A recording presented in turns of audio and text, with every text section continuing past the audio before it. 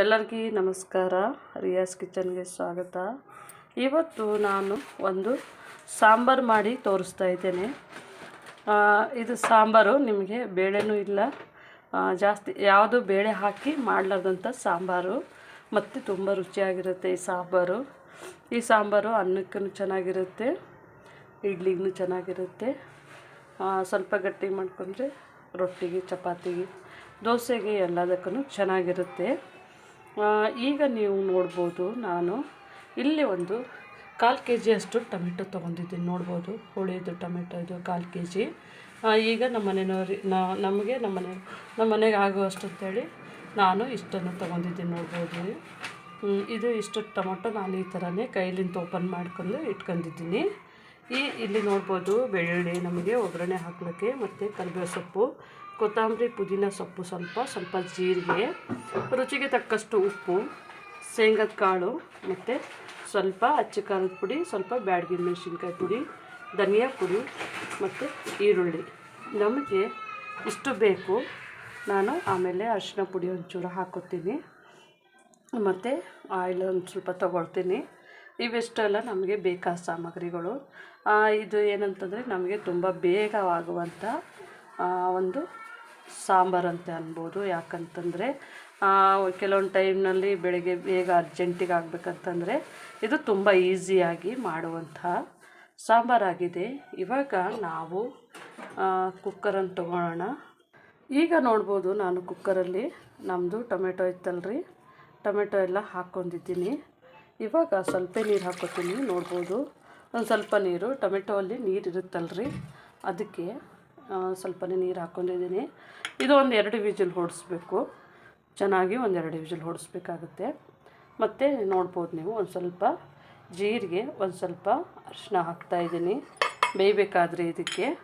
ನಾನು ಇದಕ್ಕೆ ಎಂಥದ್ದು ಆಯಿಲ್ ಅದು ಏನು ಹಾಕೋದಿಲ್ಲ.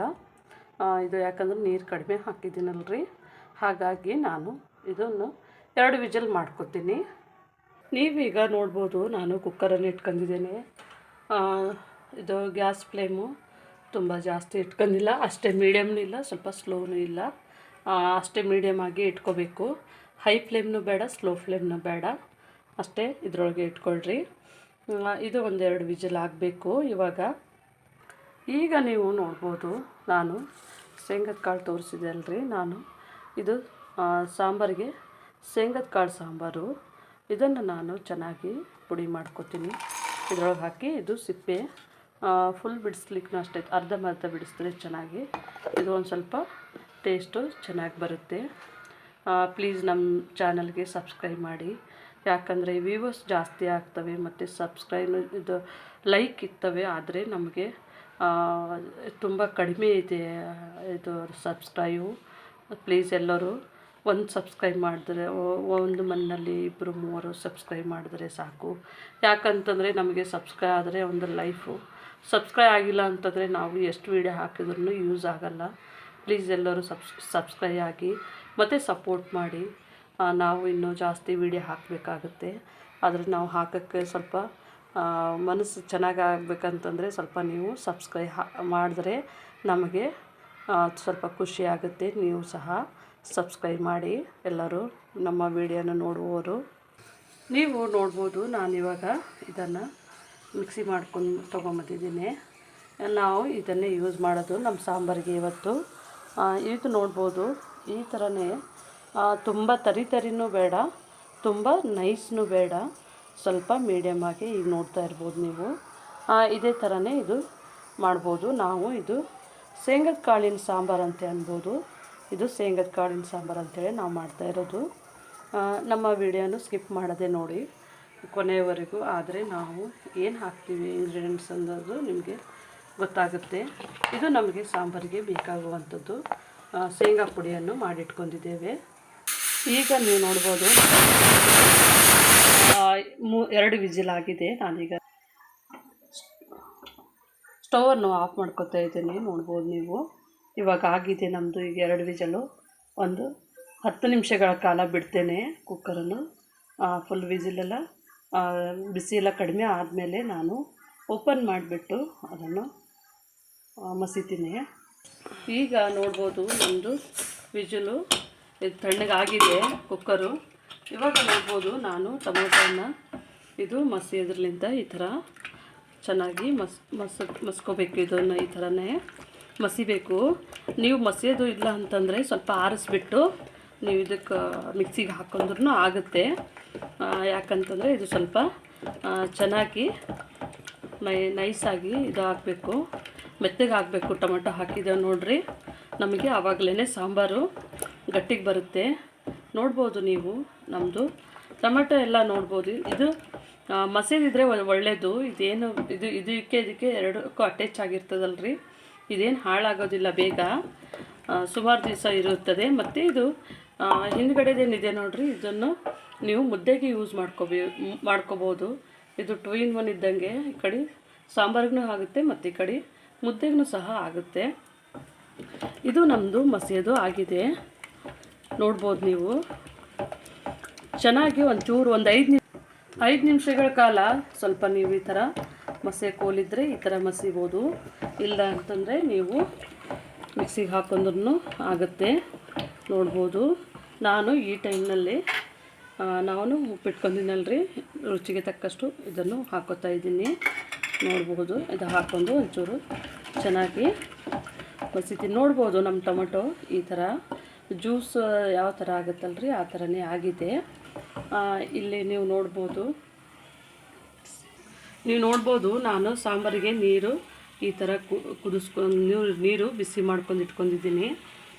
ಇದೇ ಥರನೇ ನಾವು ಬಿಸಿ ಮಾಡಿ ಹಾಕೊಂಡ್ರೆ ಸಾಂಬಾರು ಟೇಸ್ಟಾಗಿ ಬರುತ್ತೆ. ಇವಾಗ ನಾನು ಇದನ್ನು ನೀರನ್ನು ಬಿಸಿ ಮಾಡ್ಕೊಂಡಿನಲ್ರಿ, ಇವಾಗ ನಾನು ಈ ನೀರು ಈ ಕಡೆ ಸೈಡ್ಗೆ ಇಟ್ಕೊತೀನಿ.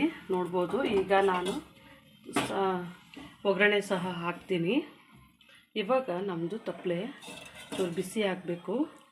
ಬಿಸಿ ಆದ ತಕ್ಷಣ ನಾನು ಇದಕ್ಕೆ ಎಣ್ಣೆಯನ್ನು ಹಾಕ್ತಾಯಿದ್ದೀನಿ. ನೋಡ್ಬೋದು, 2 ಟೇಬಲ್ನಿಂದ 2.5 ಟೇಬಲ್ ಸ್ಪೂನ್ ಆಯಿಲ್ ಹಾಕಿದ್ರೆ ಸಾಕು. ಯಾಕಂತಂದರೆ ನಾವು ಶೇಂಗದ ಕಾಳು ಸಾಂಬಾರಿಗೆ ಯೂಸ್ ಮಾಡ್ತೀವಲ್ರಿ, ಅದು ಎಣ್ಣೆ ಅಂಶ ಇರುತ್ತೆ, ಹಾಗಾಗಿ ಎಣ್ಣೆ ಬಿಡೋ ಚಾನ್ಸ್ ಇರುತ್ತೆ.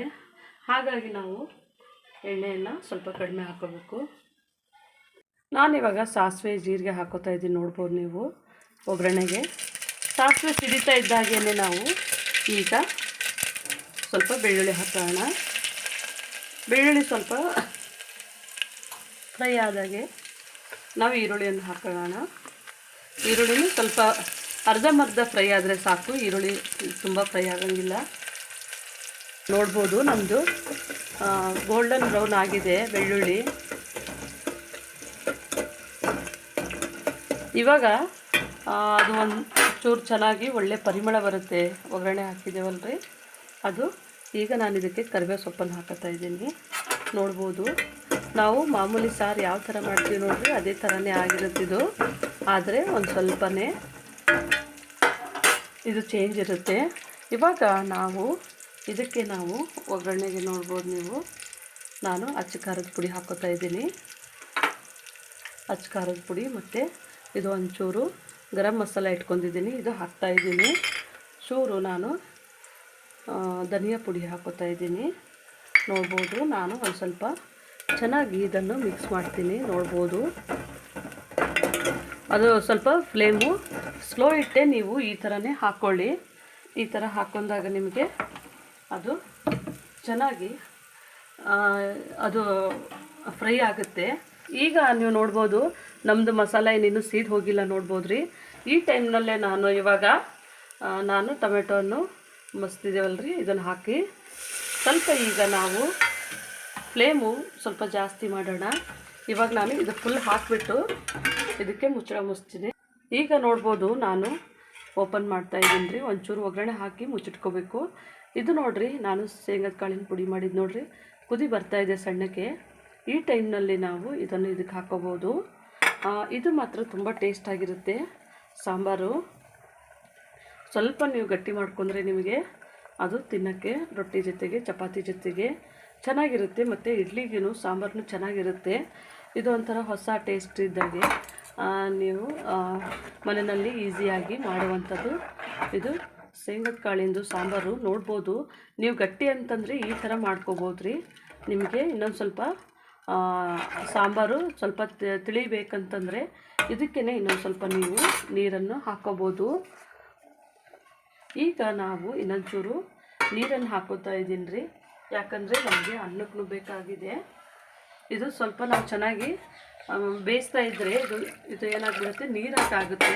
ನೋಡ್ಬೋದು ನಮ್ಮದು ಶೇಂಗದ ಕಾಳಿಂದು ಸಾಂಬಾರು ಎಷ್ಟು ಚೆನ್ನಾಗಿ ಕುದಿ ಬರ್ತಾ ಇದೆ. ನಾನು ನೀರು ಬಿಸಿ ಮಾಡಿ ಇಟ್ಕೊಂಡಿನಲ್ರಿ, ಅದೆಲ್ಲ ಹಾಕ್ಕೊಂಡಿದ್ದೀನಿ ನೋಡಿರಿ, ನೀವು ನೋಡ್ತಾ ಇರ್ಬೋದು. ಇದು ಮಾತ್ರ ತುಂಬ ಚೆನ್ನಾಗಿ ಒಳ್ಳೆ ಟೇಸ್ಟ್ ಕೊಡುತ್ತೆ. ಈಗ ಒಂಚೂರು ಫ್ಲೇಮು ಉರಿ ಜಾಸ್ತಿ ಮಾಡ್ಕೋಬೋದು. ನೋಡ್ಬೋದು ನೀವು, ಇದು ಶೇಂಗದ ಕಾಳಿನ ಸಾಂಬಾರು ಇಷ್ಟು ಚೆನ್ನಾಗಿ ಬಂದಿದೆ. ಜಾಸ್ತಿ ಟೊಮೊಟೊ ಅಂತೂ ಇವಾಗ ಒಂಚೂರು ಕಡಿಮೆ ರೇಟ್ ಆದಾಗೆ ಜಾಸ್ತಿ ಟೊಮೊಟೊಗಳು ತಂದು ಈ ಥರನೇ ನೀವು ಸಾಂಬಾರು ಮಾಡಿ ಇಟ್ಕೊಂಡ್ರೆ ಒಳ್ಳೆ ರುಚಿಕರವಾದಂತಹ ಶೇಂಗದ ಕಾಳಿನ ಸಾಂಬಾರು ನೀವು ಮನೆಯಲ್ಲಿ ಮಾಡ್ಕೋಬೋದು. ನೋಡಿರಿ ಎಷ್ಟು ಚೆನ್ನಾಗಿ ಬಂದಿದೆ. ನಾನಿವಾಗ ಇದಕ್ಕೆ ಉಪ್ಪನ್ನು ನೋಡ್ತಾ ಇದ್ದೀನಿ. ಉಪ್ಪು ಕಡಿಮೆ ಆಗಿದೆ, ಅದಕ್ಕಾಗಿ ನಾನೀಗ ಇನ್ನೊಂಚೂರು ಉಪ್ಪು ಹಾಕೋತಾ ಇದ್ದೀನಿ. ನಿಮಗೆ ಖಾರ ಬೇಕಿದ್ದರೆ ಖಾರ ಹಾಕ್ಕೋಬೋದು ಇನ್ನೊಂದು ಸ್ವಲ್ಪ. ನಮಗೆ ಸ್ವಲ್ಪ ಖಾರ ಕಡಿಮೆ ಹಾಕ್ತೀವಲ್ರಿ, ಅದಕ್ಕಾಗಿ ನಾನು ಒಂದು ಸ್ವಲ್ಪ ಮುಚ್ಚಿಬಿಟ್ಟು ಈ ಒಂದು 2 ನಿಮಿಷಗಳ ಕಾಲ ಚೆನ್ನಾಗಿ ಬೇಯಿಸ್ತೀನಿ. ಈಗ ನೋಡಬಹುದು ರೀ, ನಮ್ಮದು ಸಾಂಬಾರು ನೋಡಿರಿ ಈ ಥರ ಚೆನ್ನಾಗಿ ಪಳಪಳ ಅಂಥೇಳಿ ಕುದಿ ಬರಬೇಕು. ಇದು ಕುದಿ ಬಂದ್ರೇ ಚೆನ್ನಾಗಿ ಟೇಸ್ಟಾಗಿ ಆಗುವುದು, ಮತ್ತು ಎಣ್ಣೆ ಎಲ್ಲ ಬಿಟ್ಕೊಳ್ಳುತ್ತೆ ಸೈಡಲ್ಲಿ. ಈಗ ಈ ಟೈಮ್ನಲ್ಲಿ ನಾವು ಕೊತ್ತಂಬರಿ ಸೊಪ್ಪು ಹಾಕ್ತೇವೆ. ಇದು ಸಾಂಬಾರು ಮಾತ್ರ ತುಂಬ ಟೇಸ್ಟಾಗಿರುತ್ತೆ.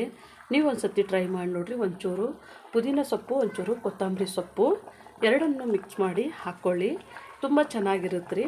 ಇದು ನಿಮಗೆ ಅರ್ಜೆಂಟಿಗೆ ಆಗುವಂತಹ ಶೇಂಗದ ಕಾಳಿನ ಸಾಂಬಾರು. ನೋಡ್ಬೋದು ನೀವು, ತುಂಬ ಕಲರ್ಫುಲ್ಲಾಗಿ ಮತ್ತು ಚೆನ್ನಾಗಿ ಕುದಿ ಬರ್ತಾ ಇದೆ ನಮಗೆ. ನಾನು ಇವಾಗ ಸ್ಟವನ್ನು ಆಫ್ ಮಾಡ್ತಾ ಇದ್ದೀನಿ, ನೋಡ್ಬೋದು. ಈಗ ನಾನು ಸ್ಟವನ್ನು ಆಫ್ ಮಾಡಿದ್ದೀನಿ. ಇದು ಟೊಮೆಟೊಗೂ ಒಳ್ಳೆ ಕಾಂಬಿನೇಷನ್ ಇರುತ್ತೆ. ನೀವು ಮನೆಯಲ್ಲಿ ಇದೇ ಥರ ಮಾಡಿರಿ. ನೀವು ನೋಡ್ಬೋದು ನಮ್ಮದು ರುಚಿ ಆದಂತಹ ಶೇಂಗಾ ಕಾಳಿನ ಸಾಂಬಾರು ರೆಡಿಯಾಗಿದೆ. ನೀವು ಮನೆಯಲ್ಲಿ ಇದೇ ಥರನೇ ಮಾಡಿ, ನೀವು ಮನೆಯಲ್ಲಿ ಮಾಡಿ ನೋಡಿ, ನಿಮಗೆ ಗೊತ್ತಾಗುತ್ತೆ. ಪದೇ ಪದೇ ಮಾಡ್ತಾ ಇರ್ತೀರಾ, ಇದು ತುಂಬ ಟೇಸ್ಟ್ ಆಗಿರುತ್ತೆ. ನಮ್ಮ ವಿಡಿಯೋನು ಸ್ಕಿಪ್ ಮಾಡದೆ ನೋಡಿ, ನಮಗೆ ಸಬ್ಸ್ಕ್ರೈಬ್ ಮಾಡಿ, ನಮ್ಮ ವಿಡಿಯೋನು ಶೇರ್ ಮಾಡಿ, ಲೈಕ್ ಮಾಡಿ. ನಮ್ಮ ವಿಡಿಯೋನು ನೋಡಿದ್ದಕ್ಕಾಗಿ ಧನ್ಯವಾದಗಳು.